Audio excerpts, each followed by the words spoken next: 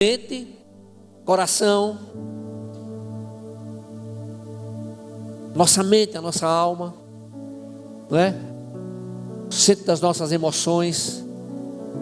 E em todo o tempo, o convite do Senhor é para que esse compromisso com Ele seja exercido de uma forma agradável, ou seja, de uma forma espontânea.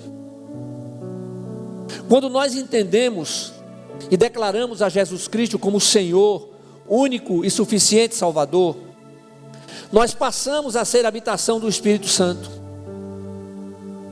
E o Espírito Santo, que é Deus habitando em nós, ele precisa ter liberdade para agir em nossa vida. E vai depender de cada um de nós. Então nós temos a presença do Espírito de Deus habitando em nós. Ele é o Consolador. Ele é aquele que nos faz lembrar da palavra. Ele é aquele que nos dá o discernimento da palavra. Podemos dizer que é aquele que dirige os nossos passos. Porque antes da nossa real experiência com Cristo, antes da verdadeira experiência do novo nascimento, nós vivíamos de acordo com aquilo que pensávamos, de acordo com aquilo que achávamos ser o correto. Eu sei que você sabe de tudo isso, mas é preciso lembrar, é preciso que estejamos bem lembrados de tudo isso. Então esse compromisso com Cristo não se torna um peso, mas como disse agora há pouco, é algo agradável. Por quê? Porque à medida que nós fazemos a vontade do Senhor, nós vamos experimentando uma vida diferente, onde as mudanças internas, o trabalhar de Deus em nosso caráter, vai sendo de uma forma tal, para que tenhamos um caráter semelhante ao caráter de Jesus Cristo, o homem. Esse é o objetivo do Senhor. E aí então, na presença do Espírito de Deus, à medida que concedemos lugar para Ele agir, à medida que aceitamos as modificações, as transformações que o Senhor tem para fazer, o que é que vai acontecer na nossa vida? Vai acontecer uma mudança radical de vida, onde pensamentos que alimentamos, palavras que proferimos e atos que praticamos serão todos completamente diferentes do que antes da nossa vida sem a presença do Senhor. Geralmente quando a gente falamos sobre isso, as pessoas dizem assim: não, mas eu tenho Jesus comigo. Se você tem Jesus com você, então você vai procurar viver conforme os seus princípios, vai procurar fazer com que a sua palavra, a palavra de Deus, torne-se realidade em sua vida diária. Então a gente não vai mais olhar para os irmãos ou para o próximo, não é? De uma forma desconfiada. Não. Quando a gente percebe alguma coisa estranha ou diferente, a gente faz o quê? A gente ora.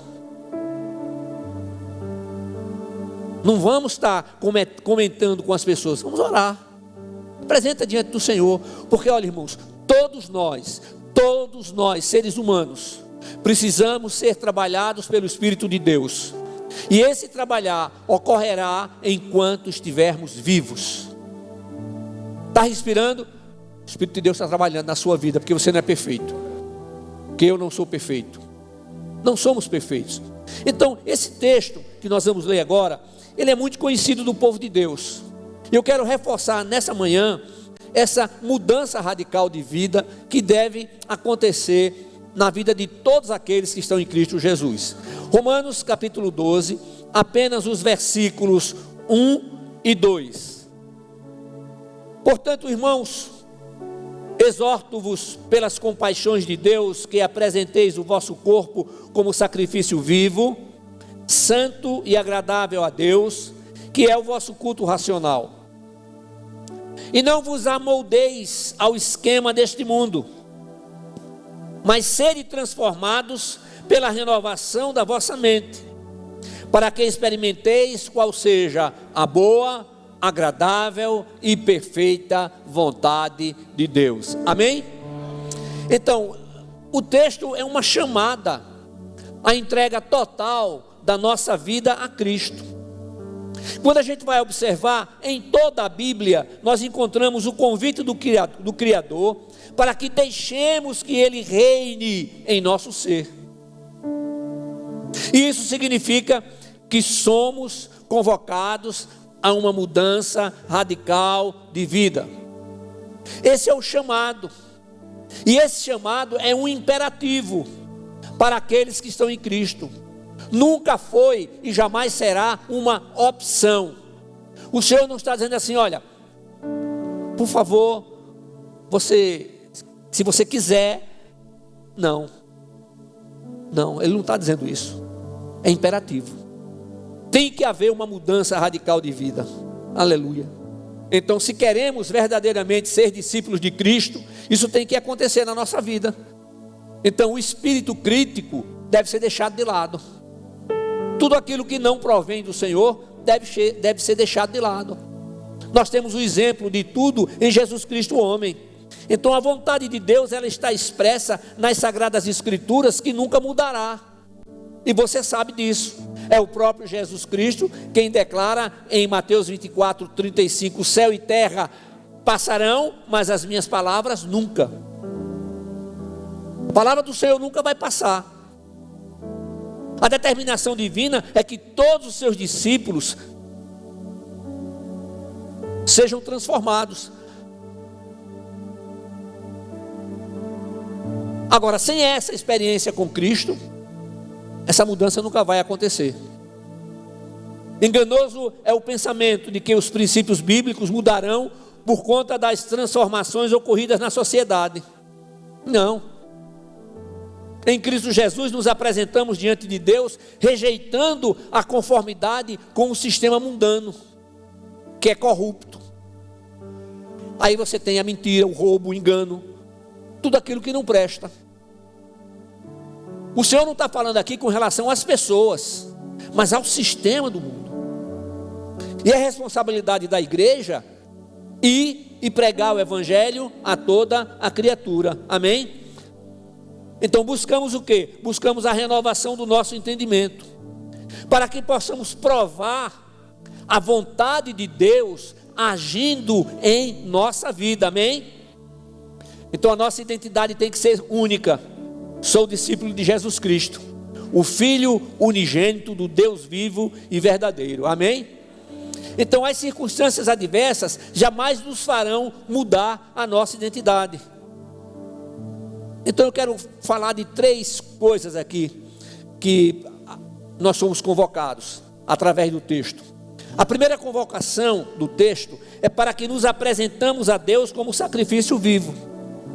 Então o apóstolo Paulo nos faz lembrar das misericórdias de Deus, que incluem a salvação, o perdão e a graça. E essa compaixão move em cada discípulo a gratidão ao Pai Eterno. Somos gratos ao Pai Eterno. Ele nos tirou das trevas para a verdadeira luz. Ele nos resgatou da morte eterna para a vida eterna. Então esse evangelho, ele precisa ser vivido. Mas ele precisa ser vivido com uma experiência pessoal com Cristo a partir de cada vida. Não é quando sai a palavra. Não, aqui dentro. E quantas vezes depois de algum tempo a gente para e pensa de alguma coisa do passado. Puxa vida, como eu errei. E aí às vezes as pessoas pensam assim: mas pastor, eu demorei tanto para aceitar Cristo. Eu fiz isso, fiz aquilo.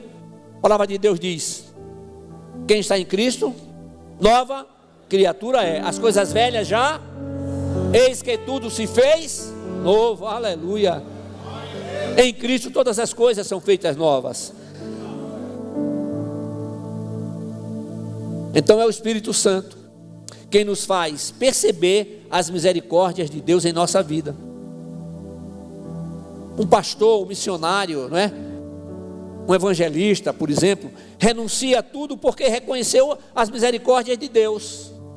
Reconheceu as misericórdias de Deus em sua vida. Reconheceu a graça de Deus em sua vida. Somos salvos por Deus, não é? Pela graça que sois salvos. Graça de quem? A graça de Deus. Por meio de quem? Por meio da fé. Então, igreja amada do Senhor, entregar tudo a Deus, mais uma vez, não é sacrifício, é privilégio. É privilégio. Ser santo significa separado para Deus. Agradável significa aceitável. O chamado é para que cada um examine a sua vida e consagre-se totalmente a Deus. Não é você, minha irmã, que vai se consagrar pelo seu marido, ou vice-versa. Não, cada um está se consagrando a Deus, para uma vida agradável a Ele. Tantos milagres que Deus tem operado em nossas vidas. Irmãos, se não fosse o amor de Deus, a sua graça e a sua misericórdia, onde estaríamos agora? Mas o texto fala em culto racional. O culto racional envolve a mente e o coração. Então a entrega, ela tem que ser consciente e não somente emocional. Porque quando a entrega é emocional, é naquele momento. Passou a emoção? Não. Mas nós temos emoções, sim. É por isso que eu estou enfatizando aqui que o culto racional envolve a mente e o coração, e a entrega tem que ser consciente e não somente emocional. É fácil mexer com o emocional das pessoas. Nós somos seres emocionais, mas o trabalhar do Espírito, ele nos alcança por completo. Alcança por completo. Então, adoramos a Deus com o entendimento e o coração. A segunda convocação do texto é: rejeite a conformidade com o mundo. O mundo refere-se ao sistema corrupto, mais uma vez. E esse sistema corrupto, ele faz o quê? Ele se opõe a Deus. Então tudo aquilo que tem no mundo como normal é contrário aos princípios divinos. Veja só, quem se conforma com o mundo nunca será transformado por Deus. É o que diz a Bíblia. Quem se conforma com o mundo nunca será transformado por Deus. Por quê? Tudo é relativo. Isso é relativo, pastor. Não, mas peraí. Qual é o problema? Qual é o problema do jovem namorar e já começar no namoro tendo uma experiência sexual? A palavra de Deus diz que é fornicação. E os fornicadores não herdarão o reino dos céus. Antes do conhecimento da palavra era uma coisa. Agora, com o conhecimento da palavra, é outra coisa. Mas a terceira convocação do texto é para que sejamos transformados pela renovação da mente. Ser transformados no texto implica em uma mudança radical de vida. Amém? Glória a Deus. É a obra do Espírito Santo que renova a nossa mente. É o que está escrito lá no livro de Tito, capítulo 3, versículo 5. Não por méritos de atos de justiça que houvéssemos praticado, mas segundo a sua misericórdia, Ele nos salvou mediante o lavar da regeneração e da renovação realizadas pelo Espírito Santo. Amém? Não é obra do homem, é obra de Deus. Por que não é obra do homem? Porque o homem não tem condição de fazer isso. O homem tem condição de fazer coisa alguma. Precisamos estar plenamente conscientizados das nossas limitações. E saber que para Deus não há limite. A Deus só pode operar até aqui. Não, Ele opera totalmente. Mas é preciso que nós estejamos com a nossa vida diante do Senhor. Amém? Então, temos que submeter os nossos pensamentos à palavra de Deus. A verdadeira mudança começa na mente. O que é mudar? Renovar é o quê? Renovar é substituir o velho pelo novo. Por isso que no Salmo 119, versículo 105, No Salmo 119, verso 105, o salmista diz: tua palavra é lâmpada para os meus pés e luz para o meu caminho. Tua palavra é lâmpada para os meus pés e luz para o meu caminho. Então essa transformação, igreja, mais uma vez é obra do Espírito Santo. Então somente a mente transformada produz uma vida transformada. Quando renovamos a nossa mente, nós podemos discernir a vontade de Deus, porque estamos agora não mais a minha vontade, mas a vontade do Senhor. Não mais os meus preceitos, mas os preceitos divinos. Não mais tudo aquilo que eu aprendi lá fora, mas tudo aquilo que a palavra me ensina agora. Amém? Agora, por favor, faça um autoexame da sua vida.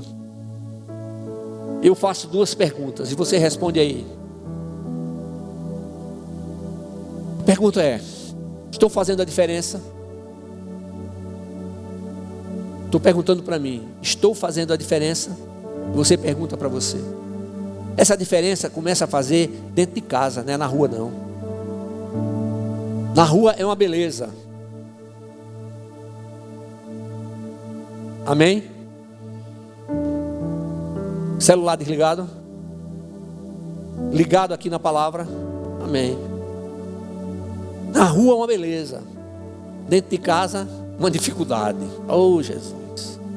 Segunda pergunta: será que através da minha vida tenho demonstrado que Jesus Cristo é meu Senhor, único e suficiente Salvador? Será que através da minha vida eu estou demonstrando que verdadeiramente Jesus Cristo é meu Senhor, único e suficiente Salvador? Porque Deus conhece tudo. Ele conhece o nosso coração. O cara pode enganar a mulher, os filhos, a sociedade. A mulher pode enganar o marido, os filhos, a sociedade, mas não engana Deus. Deus não se deixa enganar. Ele conhece todas as coisas. Então tem que mudar aqui também. Senhor, eu não quero ter pensamentos mais como eu tinha no passado. Tem que ser diferente. Tem que ser uma nova vida.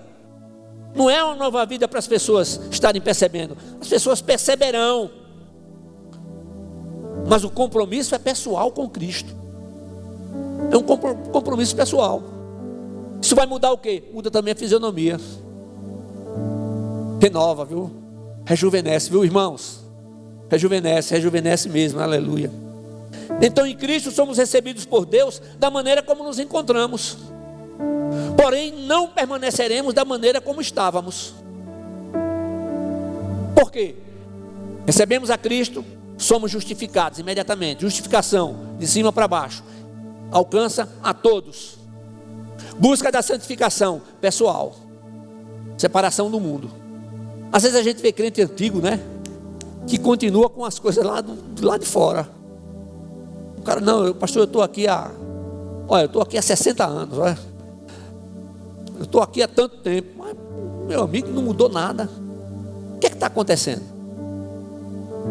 É o Espírito Santo que está falhando? Não. É determinação pessoal. É vontade pessoal. Aleluia.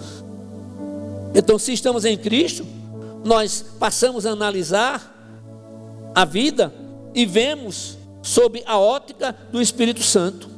É isso. Então, o que significa isso? Significa que a nossa percepção passa a ser sob não a nossa, mas a percepção do Espírito Santo. Passamos a ter uma vida sobre a percepção da eternidade. Eu estou pensando aqui na certeza absoluta de que a salvação não é algo que eu conquistei, mas que Jesus conquistou e me deu gratuitamente. Então eu tenho que viver hoje na perspectiva da eternidade. Viver na perspectiva da eternidade não significa viver preocupado, viver ansioso, não, mas viver em paz. Porque aconteça o que acontecer, o Senhor está presente. Agora isso não significa que a gente vai relaxar a nossa vida, não. vamos estar mais atentos ainda, porque o Espírito de Deus nos faz entender que a vida que estamos vivendo não nos pertence, mas pertence ao Senhor. Amém? Glória a Deus. Eu não tenho nenhum poder de fazer com que as pessoas deixem de fazer ou passem a fazer diferente, mas como pastor eu tenho um compromisso com Deus de ensinar a sua palavra, de agir como arauto de Deus que está agindo no final dos tempos. Quanto tempo ainda teremos? Não sei. Os sinais estão aí. Guerras, rumores de guerra, peste, mortandade, filhos contra pais, pais contra filhos. Em Cristo nós somos levados a viver dessa maneira, de uma maneira diferente. Agora, para viver sob a perspectiva da eternidade, na realidade só vai acontecer na nossa vida quando passamos a viver para o louvor da glória de Deus. Os negócios, está fazendo, os seus negócios estão sendo corretos?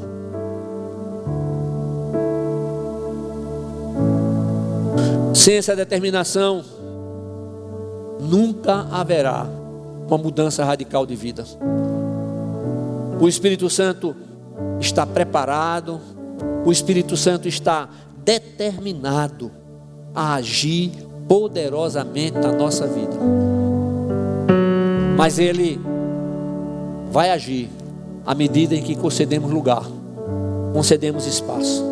Depende de cada um de nós autorizar, permitir e aceitar o seu agir. As mudanças ocorrerão. E elas doem, pastor? Dói. Mas o Espírito Santo está presente para colocar, não aquele mertiolate que ardia, né? Eu acho que aquele que ardia parece que fazia mais efeito, né? Quando eu vi tinha aquele negocinho que vinha, que feria, que a minha mãe vinha para colocar, que eu ficava apavorado com aquele negócio, porque eu sabia que ia arder. Mas era um ardor que, agora não. Você passa, eita, nem arde mais. Essa geração nova não sabe o que é isso, né? Arde, bota assim, nem... Ainda tem gente que ainda faz assim. Aí joga um monte de coisa ali em cima, né, da ferida. É diferente. Deus está agindo na nossa vida e Ele age para o nosso bem. Amém? Fiquemos todos de pé aqui, por favor.